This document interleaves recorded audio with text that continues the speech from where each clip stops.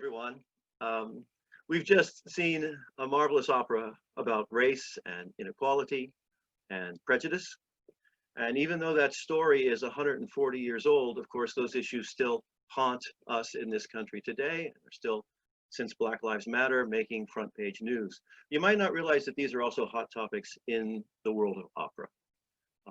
And one particular flashpoint happened in May when, after the death of George Floyd, LA Opera offered a marvelous mezzo, Janae Bridges, to do a virtual performance online. And she refused. She said, no, I don't feel like singing just now. But what I would like to do is get some of my friends, my Black singer friends, just to get together online and talk about race in the opera world. And LA Opera, to its endless credit, said yes. And so she did this broadcast, streaming live, of her talking to her friends about the obstacles they face being people of color in the industry. And it was a real wake-up call for every opera company. And since that time, lots of conversation has been started about obstacles that may in fact be in the way of people of color in this industry. So we thought it was time that Opera Company of Middlebury begin that conversation as well. And what a better place to start than to talk to the four singers you just saw in that marvelous performance. These are people who are great friends of ours. They've been with us for a long time, and they are out there in the real world, dealing with, facing the struggles and of being an opera singer, and also in many cases a singer of color. So we said, you want to come online and have a conversation? And they all said yes, and we're very pleased. So I'd like to introduce them to you one at a time. Leroy Davis, where are you? Hey, buddy. Hello. So good to see you. Great Leroy to see you.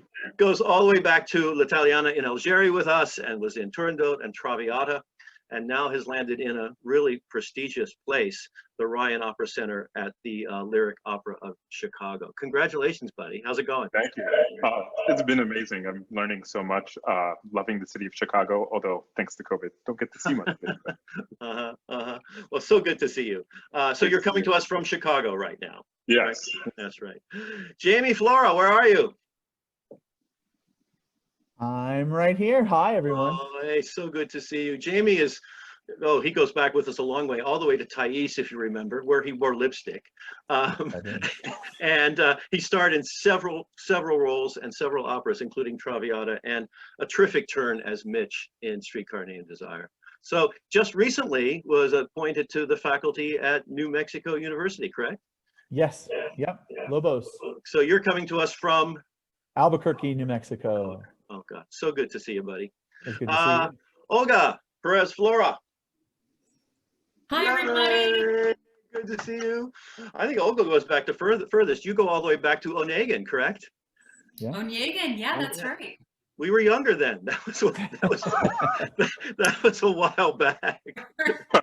We both were. Remember, And they called me Olga. I think was my nickname.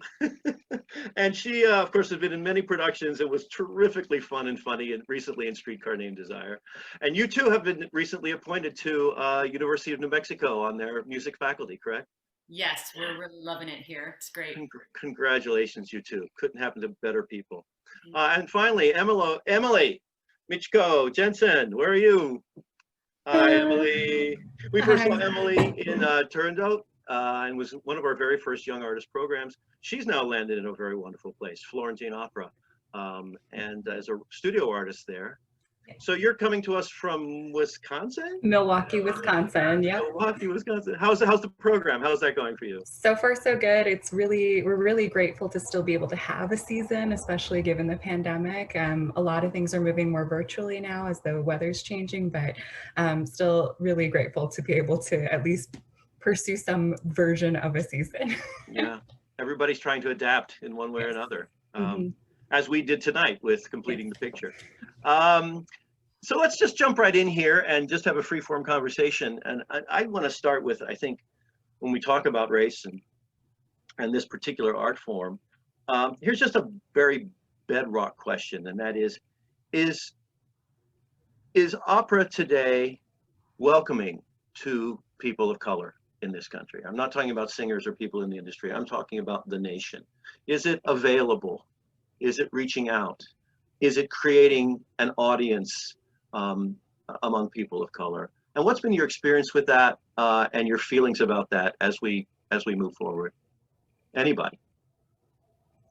I'd say it fits and starts, but for the most part, no. It's between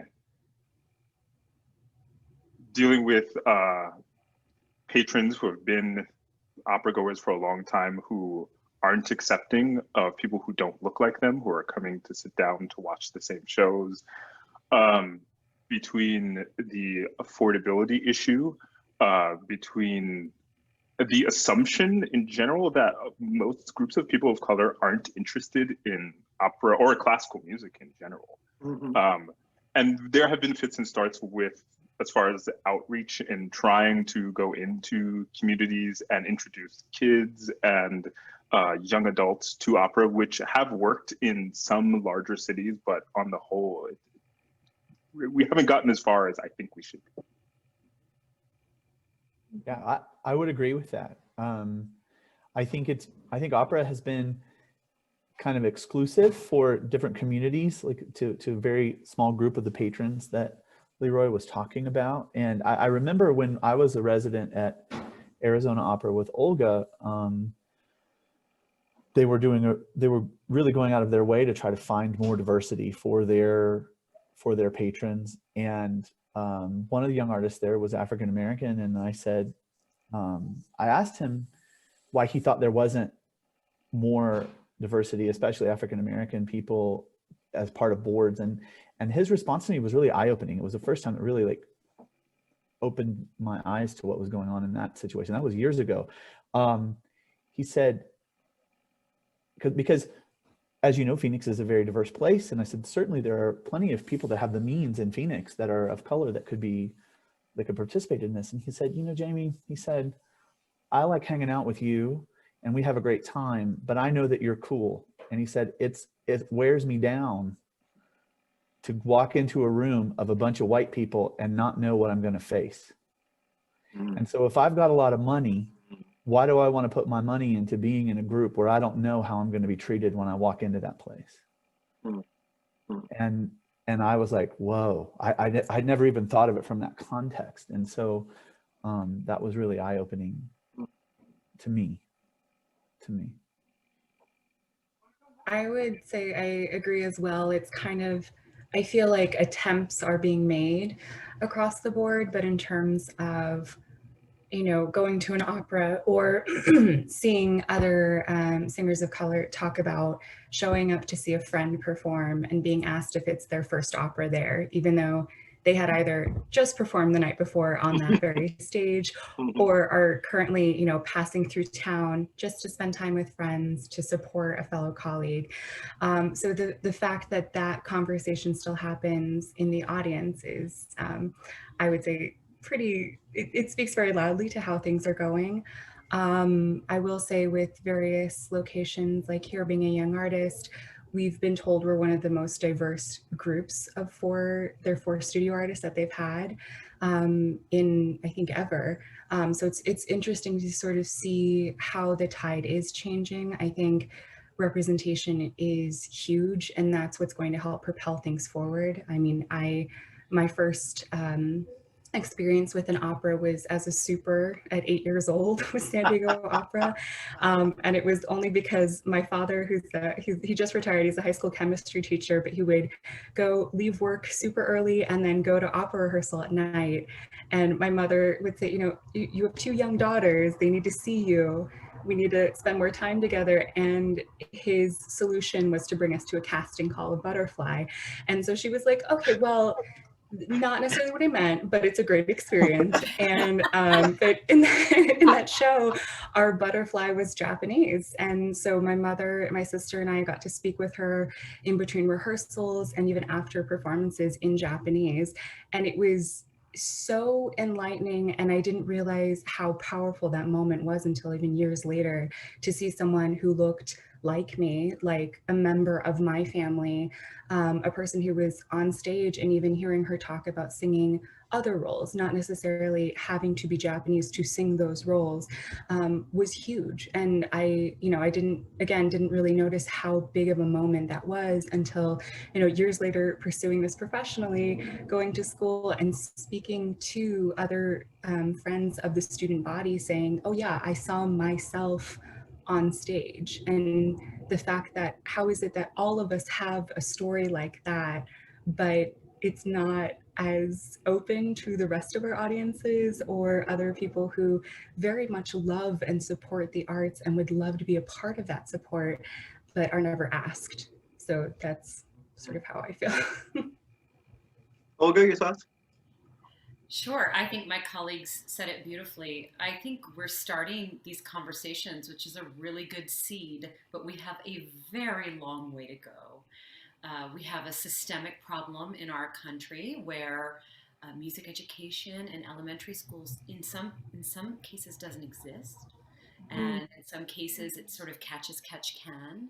And especially in our lower socioeconomic areas. And that needs to be fixed. But I think that's systemic and really broad. And that speaks to our Department of Education, so kind of from the top down. My situation growing up was a little different because I'm from New Orleans. And in New Orleans, I grew up as part of a super diverse atmosphere and highly intelligent in terms of music. So I sang Vivaldi's Gloria at 15, and Ellis Marcellus was our percussionist, like hitting the dings during the Gloria. He was like standing next to me, and I remember just being in awe. And so we had, wonderful diversity, and I grew up singing musical theater and dancing with, many of my friends were African American and Black growing up, and I never thought a single thing about it. So it wasn't until I was 19 years old and I moved to Arizona to go to college in Flagstaff that I was like, oh, one of these things is not like the other. And all of a sudden I was different, and I felt it a little bit. So all of that, I won't go too long into that, but all of that to say, for me, it was sort of a little bit of the reverse. I grew up in an atmosphere where I felt very comfortable, and then all of a sudden, when I became a classical singer, things really changed for me. And we can talk about that more later or not. But I do think we're starting the conversation. I'm so glad we're starting the conversation. But now it is up to opera companies to hire more diversity, more Black, Hispanic, Asian, Indian, Native American, everybody, more women, more gay. We need more of all of these people so that it's not just like the one person. You don't want to be the token person. Who is and I've been that person on faculties before, and you want to feel like you were hired because you should be there. You deserve to be there. You should be part of the voice. And so when people like us are on a board or directing or teaching, then more students are going to be, and singers are going to be attracted to those companies. And little by little, that's how we're going to really start to broaden this. Let's continue that line of thinking. I mean, just how important is it that all of the sort of organization off the stage, I'm talking about conductors, composers, administrators, ushers for that matter, how important is it to you all as singers that companies begin to look more diverse? Because let's face it, most administrations now are white, and my own organization as well. So what does that mean to you as a performer, that the people on the other side, the administration part, and even orchestras, I guess, for that matter? I mean, I read recently that the Metropolitan Opera has 2 Black people in the orchestra, in the pit? 2? That was a real shock to me. That was a real surprise, and I'm not sure how that came to be or how they're going to be addressing that. But talk a little bit more about composers, conductors, administrators, people you interact with as singers, and what it means to you to have more diversity in that group of people. Sure. I was just going to say, when I see more diversity on the staff, administration, or even on the music team that makes me very, very excited, not only as a performer, but as an audience member, because you're seeing in real time different perspectives being welcomed into a room, ushered into a place that may not have been so open in the past. It also offers something as a performer to be able to see people on the other side of the panel who are guiding the process, and you get to sort of witness, you can't help but, sort of compare previous experiences to see, okay, well, what type of conversation is being had here? Who is the composer? How much of their vision is coming through? Because, you have composers who are alive today, who have been writing for 15, 20 years, who are just now getting exposure. Whereas we've had other composers who are long gone, Mozart, for example, where all of these different views are coming in, and it's almost like sometimes it feels like there's more freedom to explore that. Rather than actually have a conversation with a living composer and librettist who is available to answer these questions. And so seeing that diversity on that team is very exciting. And it's in a way sort of reassuring that not only are we as performers being seen, but these other stories that shouldn't necessarily be other are now being welcomed into what our regular repertoire is. And if you can find a team that is reflecting the world today, I think that's some of the most honest, beautiful storytelling you can have. Jens, any weigh in? I can look at it from a purely financial perspective, because so many companies are wondering, well, our audience base is dwindling and we can't get newer or younger people to come to the opera. Why?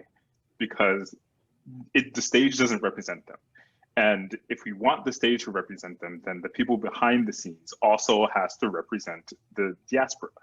And because those people are going to go tell their friends, and then those friends are going to go tell their friends, and it'll generate that interest if we want more people to come. And it's just,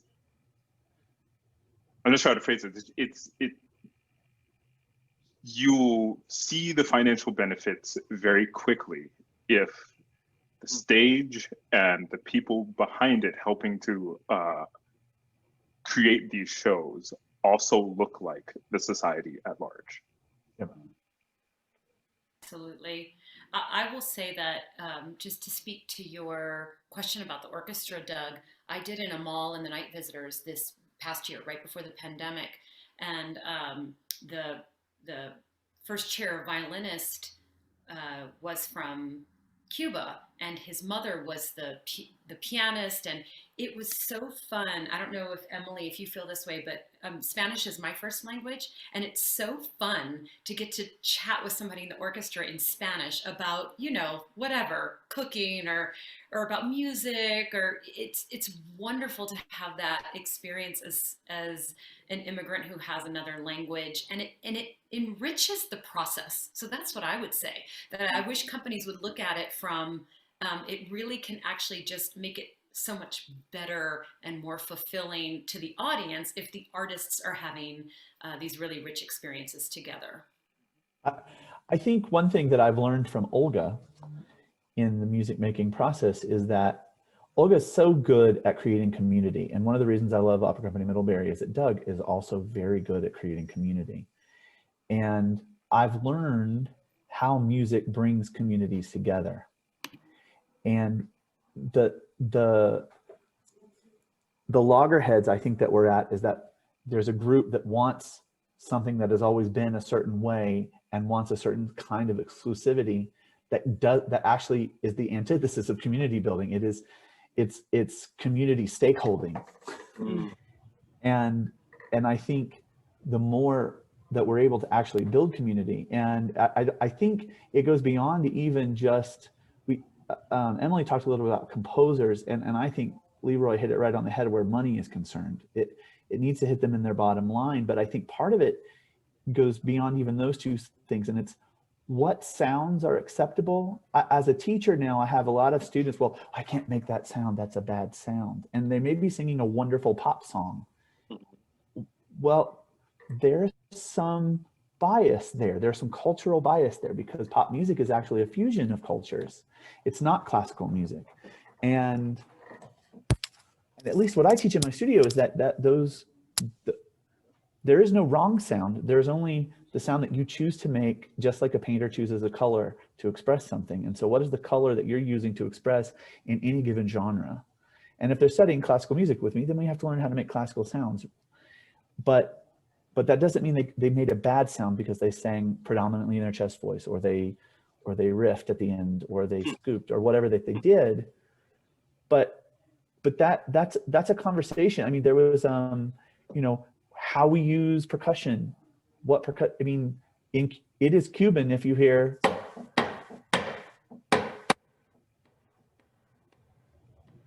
If that rhythm predominates, you know it's Cuban. And there are other Afro rhythms and Afro-Cuban rhythms and other Hispanic cultures that have melded with African cultures to have these very distinct rhythmic things that have nothing to do with harmony. And Western music is totally based on, well, firstly based on harmony and tonality. And so Western European music. And so I guess the more inclusive we are in terms of what sounds we're willing to make, what sounds we're willing to incorporate, and then what stories we're telling, what the stories are about. And I think to Leroy's point, without an administration that represents that builds that community in that way, and then to Emily's point, to bring in composers that are willing to do that, I think that's where it starts. Well, this gets in, just to put it the way we often talk about it, it has to do with rep, doesn't it? I mean, what are we putting on the stage? Yes. And everybody will notice that we seem to put the same 50 operas on stage over and over again.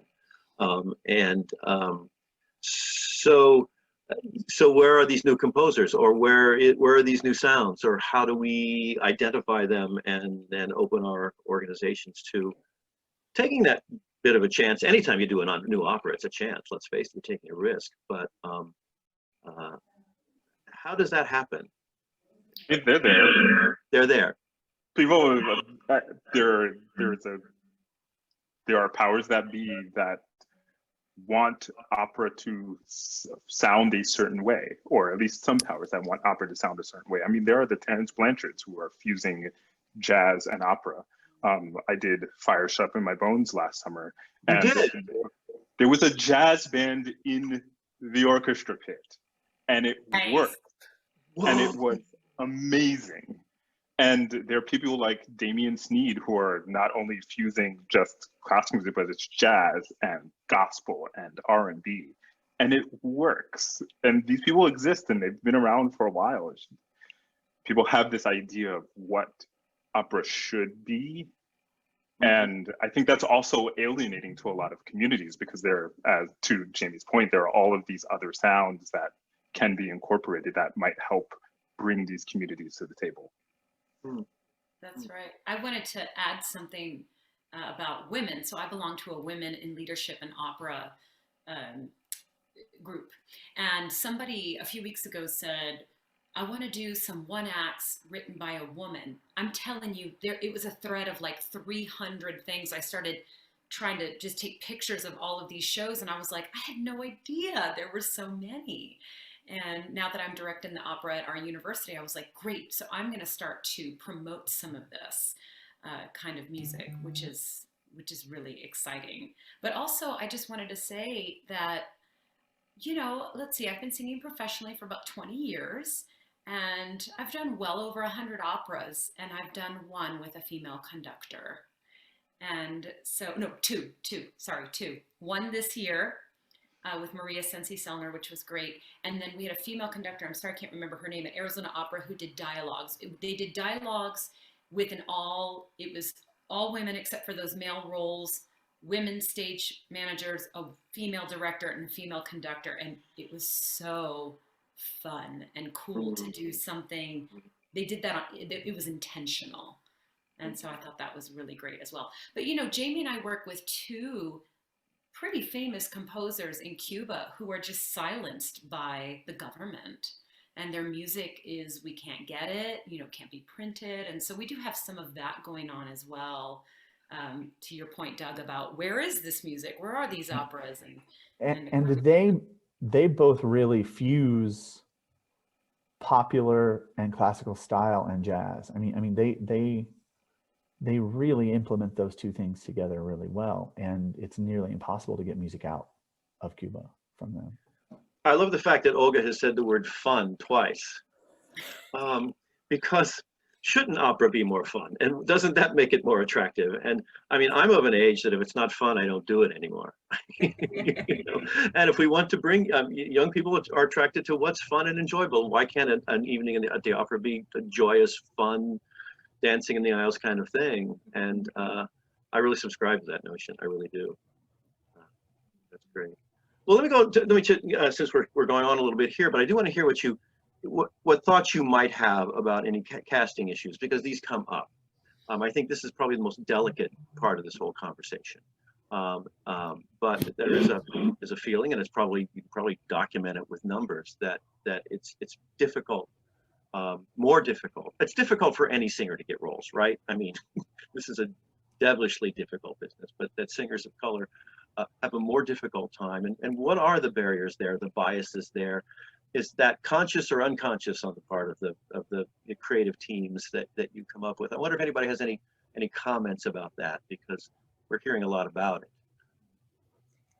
I think for a lot of places, what I've noticed is that a team will say, oh, they'll sort of use Porgy and Bess as like this blanket opera, like, look at our diverse cast and it's selling out tickets. And it's like, yes, these singers are incredible and are amazing at telling this story, but they've also trained in every aspect of this career. They too can sing Mozart, they too can sing Verdi, Wagner, Rossini.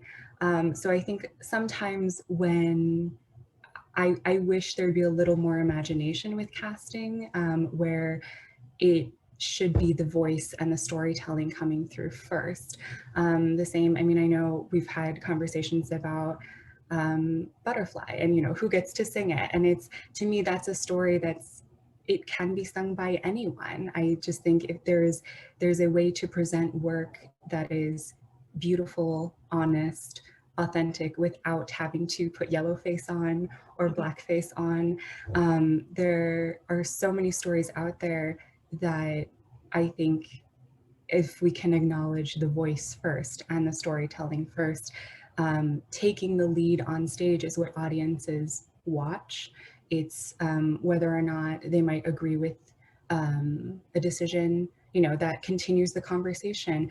But I think for a certain group of audience members, they're so stuck in a certain look or sound that for them it's because, oh yeah, well, my first opera was this, or my first 5-10 seasons was this. So taking away anything from that moment, that image must be different. And it's really, I think that's where we can do the most work of like, hey, well, how about in your first 5 seasons, let's show you something new, or let's make sure that that conversation is changing so that you can celebrate the line of, you know, okay, I saw this one soprano 5 years ago, she was singing this rep, but now her voice is changing and she's actually singing this rep now. How exciting and beautiful is that career trajectory?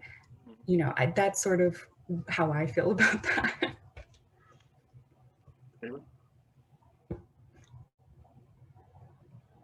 James? Well, I grew up, I can't believe I'm going to say this, I'm a super sci-fi nerd. I love science fiction. And one of my favorites is Star Trek. And Gene Roddenberry, who's the creator of Star Trek, wrote a lot of, he wrote a lot about social justice as he had a mixed relationship. He was romantically associated with the actress who played Uhura in the show. And he came up with a concept that always stuck with me called IDIC, infinite diversity and infinite combination.